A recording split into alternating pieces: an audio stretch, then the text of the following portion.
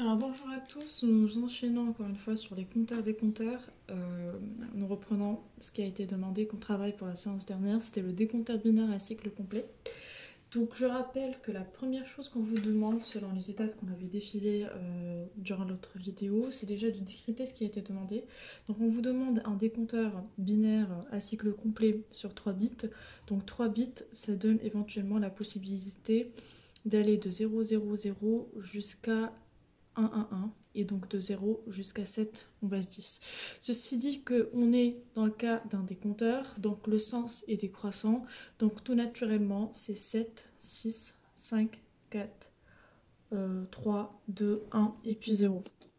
Nous réalisons ensuite la correspondance en sortie, c'est-à-dire vous avez 1, 1, 1, vous l'aurez compris.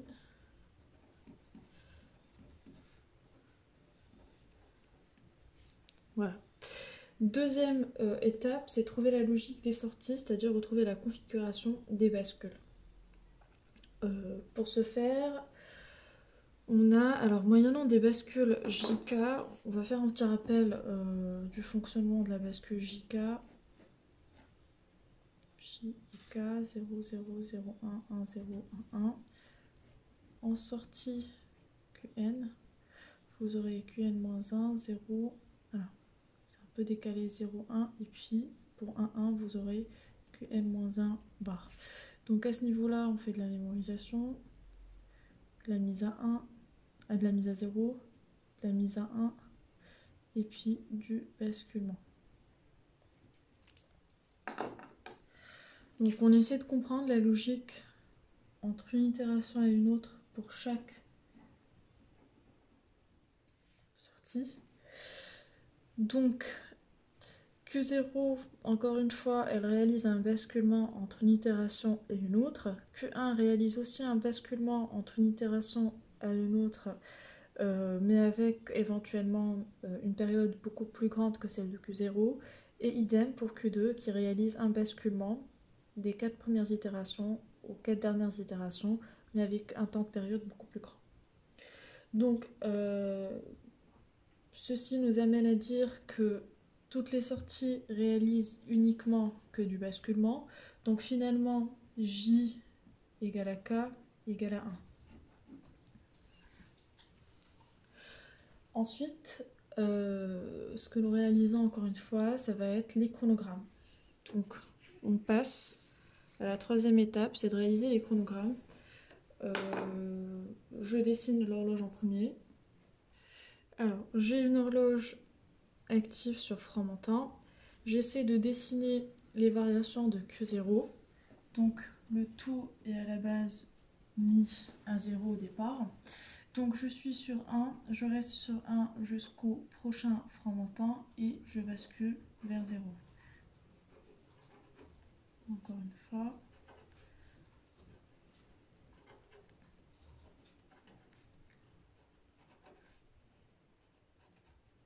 Et donc finalement j'ai 1, 0, 0, 1, 0, 1, 0, 1. Ensuite, pour Q1, je redessine. Donc j'ai éventuellement 1, 1. Donc je rechoisis Q0 comme étant le signal d'horloge d'entrée.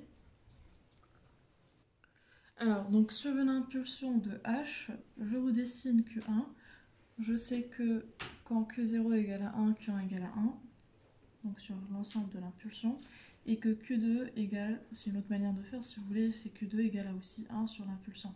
Ensuite, deuxième itération, quand Q0 égale à 0, j'ai Q1 qui égale à 1, et puis Q2 qui égale à 1. Troisième itération, troisième impulsion de H, Q0 égale à 1, donc je passe à 0 pour Q1 et puis à 1 pour Q2. Enfin, je reste à 1 pour Q2. Voilà. Ensuite, je suis sur la quatrième impulsion. Je dis alors Q0 égale à 0, Q1 devrait être égal à 0. Et puis Q2 reste encore une fois sur 1. Cinquième impulsion, qui correspond éventuellement à réaliser le chiffre 3 en décimale.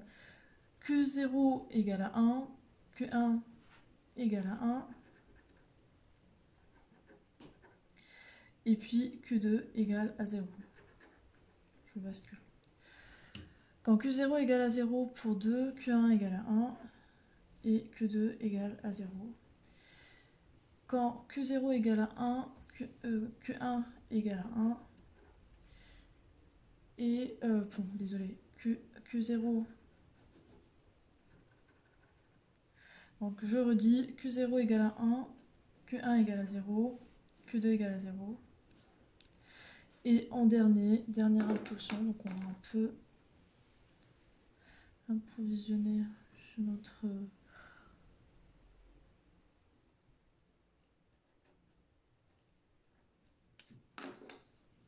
Donc sur le dernier signal d'impulsion, vous l'aurez compris, Q0 égale à 0, Q1 toujours égal à 0,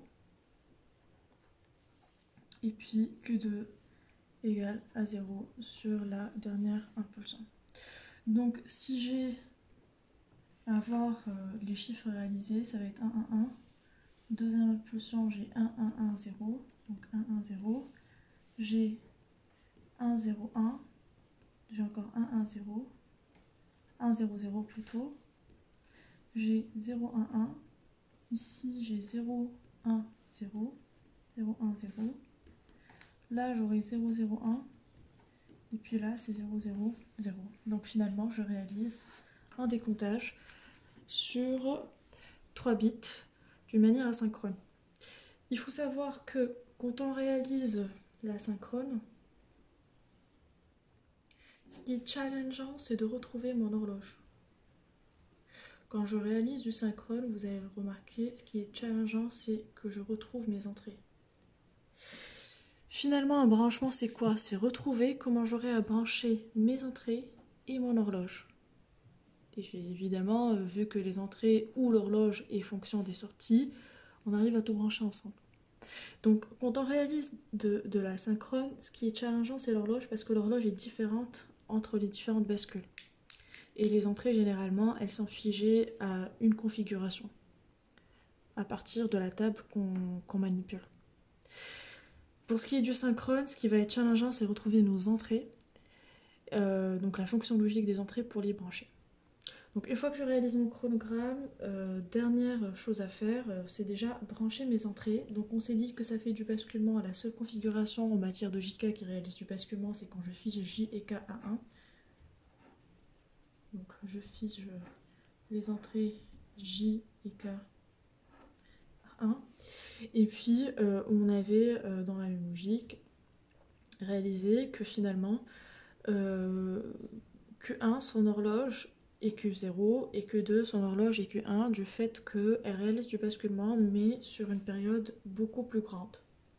Voilà, donc on peut supposer que Q0 est le signal d'horloge pour Q1 et Q1 est le signal d'horloge pour Q2. Maintenant, ce qui reste à définir, c'est le sens de mon horloge ou le sens d'activation de mon horloge. Donc on s'est vu finalement que Q1 était à 0 et a basculé quand finalement Q0, qui est supposé être son horloge, est sur un frein montant. Elle a encore rebasculé vers un 0 quand Q0 était sur un frein montant. Donc, on s'est dit que si mon signal d'horloge que je suppose a les mêmes propriétés, c'est-à-dire s'active de la même manière que le signal d'horloge de base de fonctionnement de mes bascules, je prends H de la sortie normale de QI-1. Dans le cas contraire, et ce qui était le cas pour le compteur, on avait vu que ça s'activait différemment. On avait Q1 qui s'activait sur un frein descendant et H était sur un frein montant, donc on reprenait sur la sortie complémentaire. Pareil, Q0, nous supposons que Q1 est éventuellement son signal d'horloge. Q0 a basculé de 0 à 1 quand Q1 était sur un frein montant. Encore une fois, on revérifie, ça a rebasculé de 1 à 0 quand Q1 était sur un frein montant. Et donc finalement, ça a les mêmes propriétés que H. Donc nous reprenons la sortie Q1 comme étant le signal d'horloge pour Q2.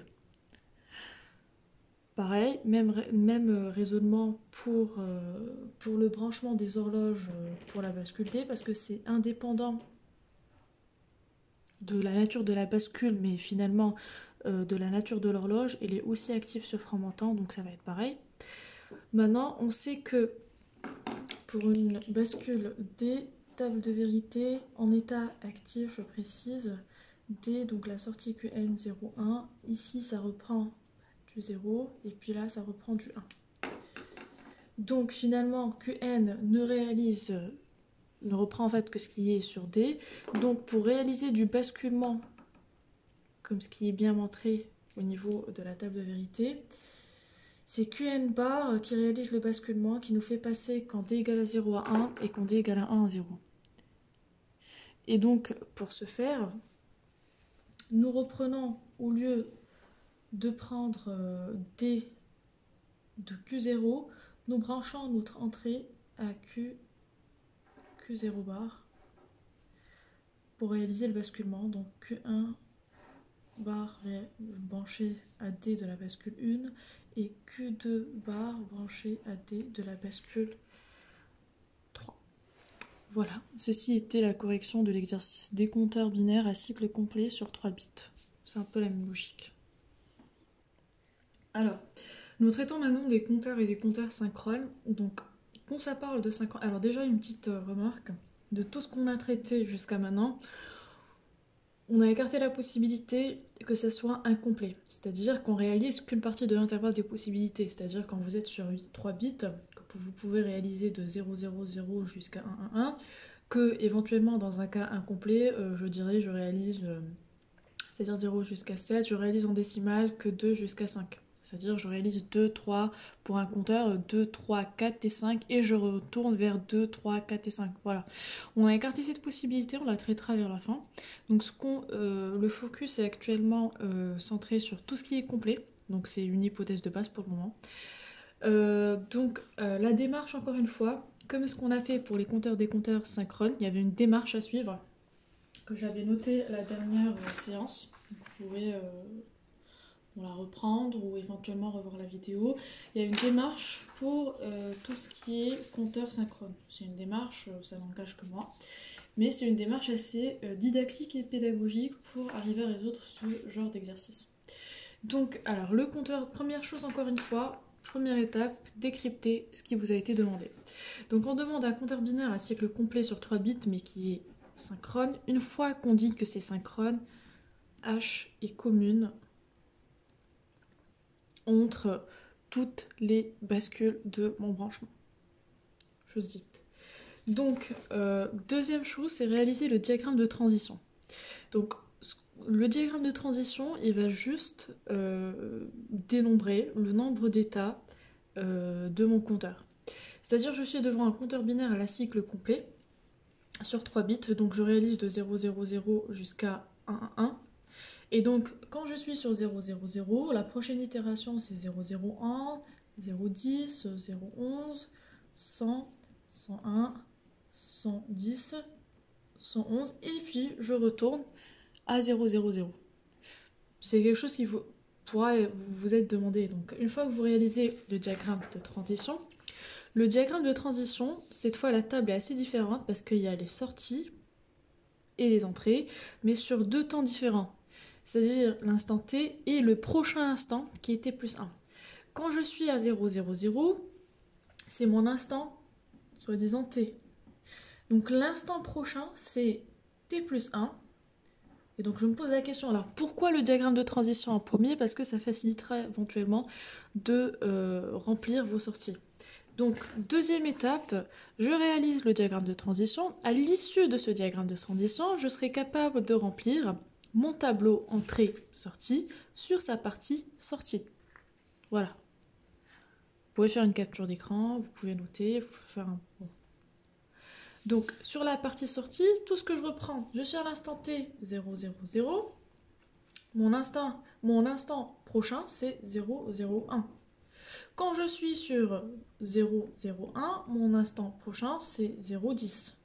Et ainsi de suite. Quand je suis sur 0, 10, mon instant prochain t plus 1, c'est 0, 11. et ainsi de suite. Donc, bon, moi je vais un peu remplir, vous avez compris la logique.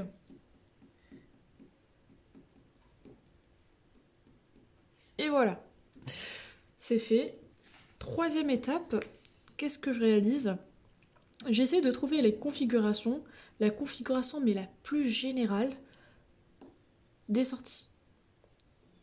C'est-à-dire, à l'issue de cette étape-là, je saurai comment remplir la configuration de mes entrées. Donc, le branchement final se fera par des bascules JK, donc un petit rappel, encore une fois, de la bascule JK en état actif. Voilà. Et je me pose la question. Alors là, j'ai besoin de votre attention. Donc, je compare mon instant T et mon instant T plus 1. Quand je suis sur Q0, mon instant... Bon, quand je suis déjà sur Q0, je suis concernée que par J0 et K0. On est bien d'accord. Quand je suis sur Q1, je suis concernée par J1 et Q1. Q2, je suis concernée par J2 et K2. Voilà. Donc, quand je suis sur Q0, finalement, d'un état à un autre, je fais basculer. Je bascule de 0 à 1. Donc, quels sont les états de ma bascule JK qui me permettent de passer d'un 0 à un 1? Tout simplement, tous les états qui me donnent en sortie un 1. Donc, j'ai le premier état qui est quand J égale à 1 et K égale à 0, j'ai une mise à 1, donc je force à 1.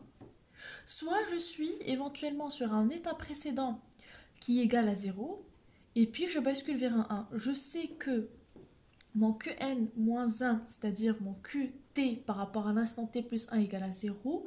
Donc, si je suis avec la configuration 1-1, donc finalement, je pourrais avoir aussi un 1.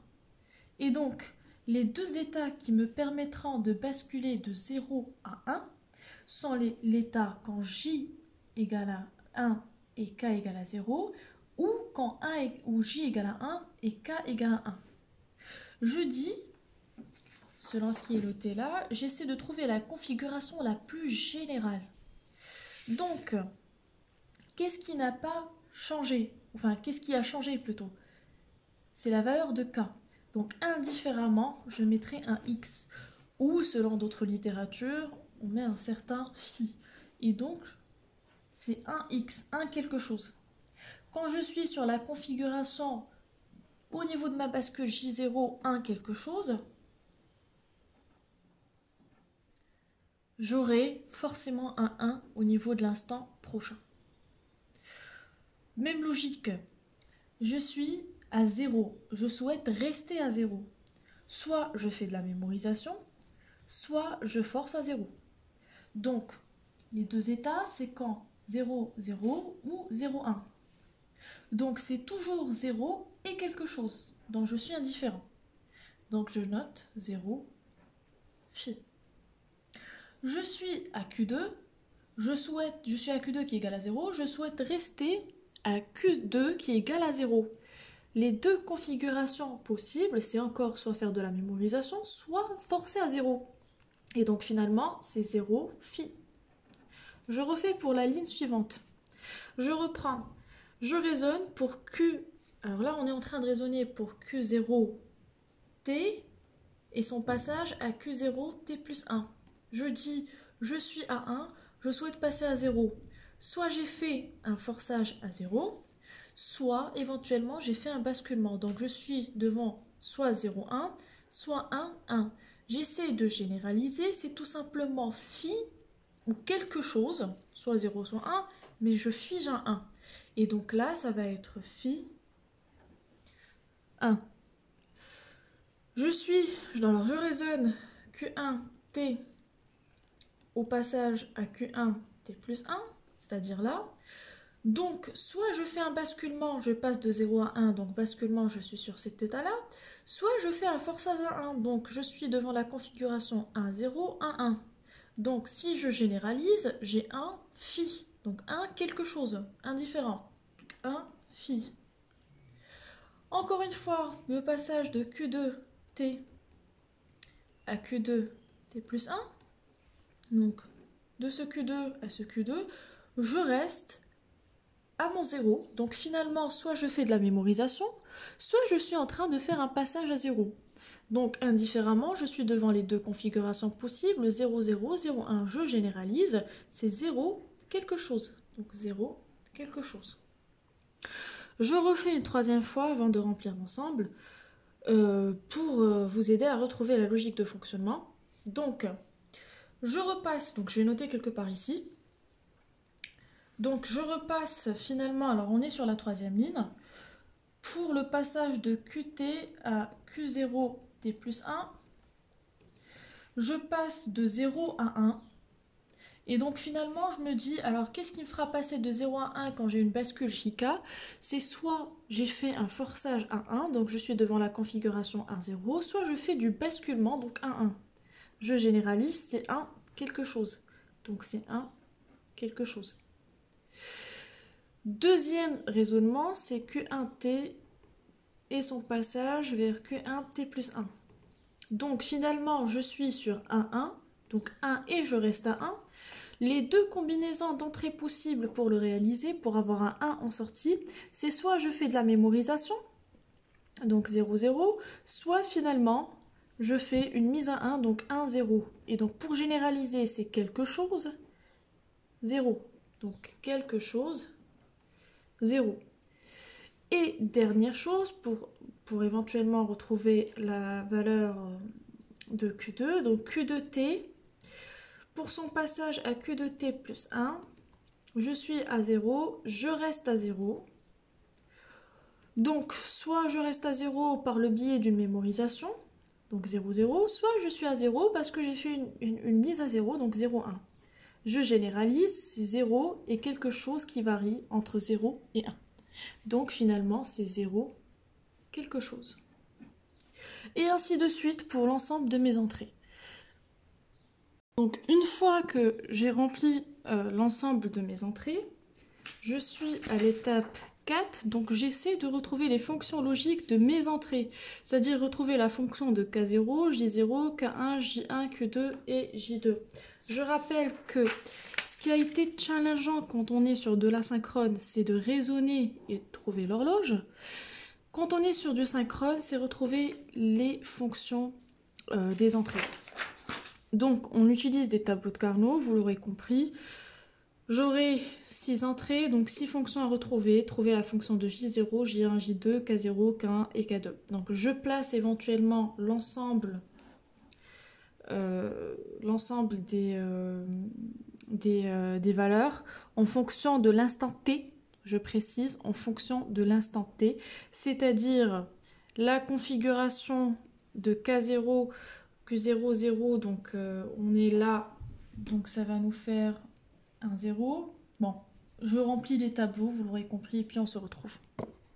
Alors une fois que vous aurez rempli les tableaux de Carnot, donc je précise, vous reprenez l'instant T par rapport à l'instant T, c'est-à-dire la configuration 0, 0, 0 correspond pour K0 à phi. D'accord? Ne prenez pas la configuration à l'instant prochain, mais non, c'est l'instant T.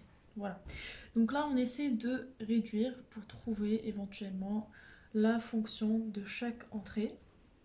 Il faut savoir quelque chose de très important. Quand phi au moins x, il vaut 1, si et seulement si un de ses voisins est égal à 1. Parce que l'intérêt derrière, c'est de pouvoir réduire. Donc si nous le considérons comme étant 1, il faut qu'il y ait éventuellement un voisin qui est égal à 1 pour qu'on puisse réduire et élargir la surface de réduction pour éventuellement avoir une fonction moins réduite. Dans le cas où il est isolé et que derrière il n'y a aucun voisin qui est égal à 1, ça ne sert à rien de le considérer comme étant égal à 1, donc ça nous alourdit parce que ça fait un terme de plus. Voilà. Donc ça vaut 1 si un voisin de phi vaut 1. Sinon il vaut 0 si aucun voisin ne vaut 1. deux cas de figure. On va trouver. Donc par exemple, le phi à ce niveau-là, celui-là vaut 0, parce que tout simplement, son prochain voisin, celui-là, on n'a aucune indication, donc ça vaut 0. Celui-là éventuellement vaut 0 parce que les deux là valent 0, parce que tout simplement, leurs voisins respectifs valent 0. Sauf que vous allez dire, pourquoi en considérant les deux là, on ne considère pas les deux ici comme étant 0, tout simplement parce qu'on réduit par des puissances de 2. Donc là, j'aurais réduit. Donc finalement, j'aurai un seul terme. Mais si les deux là valent 0, enfin valent 1, je ne saurais pas les réduire éventuellement avec les 1 à ce niveau-là. D'accord. Et je n'ai pas le droit de supposer que quelque chose est égal à 1 s'il n'est pas voisin de 1. Donc je n'aurais pas à dire que les deux phi à ce niveau-là valent 1 et alourdir ma fonction avec un terme de plus, or que j'aurais pu juste réduire à un seul terme. Voilà. Donc J0, alors J0, on se dit que j'ai 1, 1, phi, 1, 1. Donc ce phi-là est voisin de 1, ce phi-là est voisin de 1, donc on les considère comme étant 1. Pareil pour ces deux-là. Donc finalement, j'ai 8, 1, donc J0 égale à 1.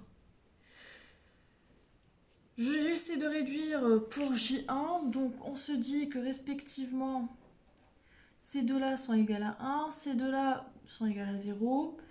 Donc finalement, qu'est-ce qui change pas? Enfin, qu'est-ce qui change pas, c'est Q0. Donc Q0, et puis là, les deux varient. Donc J1 égale à Q0. Ensuite, alors ce phi-là vaut 1 parce que tout simplement, il y a un 1 qui lui est voisin. Donc on réduit de la manière suivante. On sait finalement que Q2 varie, donc on garde ce qui ne varie pas, donc J2 égale à Q1, Q0. Ensuite, j'ai phi, ces deux phi-là sont voisins de 1, donc je les prends comme étant des 1. Et puis ces deux phi-là sont voisins de 1, donc je les prends comme étant 1. Donc K0 égale à 1. Parce que finalement, j'ai 4 1. Ensuite, ces deux phi-là sont voisins de 1, donc je les prends pour réduire. Ces deux phi-là ne sont pas voisins directs d'un 1 qui est affirmé, c'est-à-dire 1.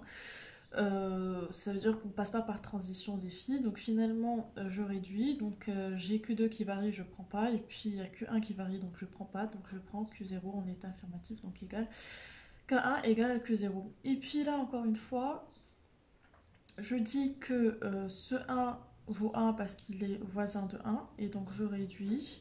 Et puis tous les phi ne sont pas voisins de 1 direct, donc finalement, donc voilà, on va préciser, donc voisin direct de 1.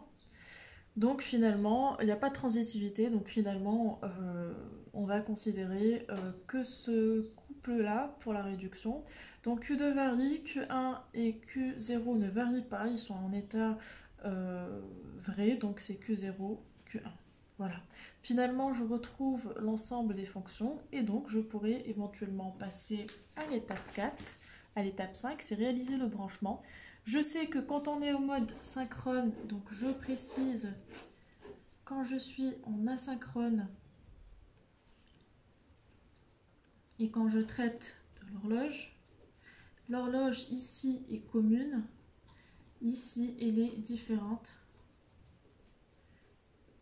entre l'ensemble des composants des bascules. C'est-à-dire que ici, finalement, l'horloge de la bascule 1 est pareille à l'horloge de la bascule 2, est pareille à l'horloge de la bascule 3. Ici, elles sont toutes différentes. Voilà. Et après, je branche mes entrées. Alors, pourquoi on aurait fait tout ce travail de retrouver les fonctions logiques qui régissent les entrées pour éventuellement brancher les entrées? Donc, le branchement, aussi simple que possible. Commencez déjà par brancher H. H est commune, donc nous branchons toutes les horloges à la même entrée. Et puis, nous allons retrouver, alors en fonction des entrées, en fonction des fonctions logiques qu'on avait trouvées, comment brancher nos entrées. Donc, on se dit J0 égale à 1, K0 égale à 1, donc nous branchons J égale 0, 1, 1. Ensuite, Q1 et, K1 et J1 sont égales à Q0. Donc les deux reprennent du signal de Q0. Et ensuite, nous avons J2 et K2 qui sont tous deux égales à Q1 fois Q0 ou Q1 et Q0. Donc, nous allons avoir une porte E quelque part. Dans la sortie sera branchée à J2 et K2. Et dans l'entrée finalement sera Q1 et Q0. Donc Q0 repris ici et Q1 repris là. Voilà, c'est le branchement en fonction des bascules JK. Donc à l'issue de cet exercice, on aurait fini la partie compteur-décompteur synchrone. Nous avons traité aussi des compteurs et des compteurs asynchrones. La démarche est la même à suivre. C'est pourquoi j'ai essayé au mieux de résumer donc, les démarches. Je les noterai au propre. Donc là, c'est pour tout ce qui est synchrone. Là, pour tout ce qui est asynchrone. Donc j'essaierai de noter les démarches en propre. À l'issue de la fin de cette partie, vous aurez 2 exercices à rendre comme devoir pour la semaine prochaine, donc le 8 avril. Un qui traitera de l'asynchrone et un du synchrone. Ça vous permettra de réviser et d'éventuellement de maîtriser ces 2 parties qui sont assez importantes. La prochaine séance est donc vendredi. Nous allons traiter de tout ce qui est incomplet parce que jusqu'à date, ce qu'on a traité, c'est tout ce qui est complet. Donc on réalise l'ensemble du cycle. Vendredi, on va traiter ce qui est incomplet. Donc on essaie de réaliser tout simplement une partie du cycle. Voilà, donc d'ici vendredi, je vous dis à vendredi, puis restez en bonne santé. Au revoir.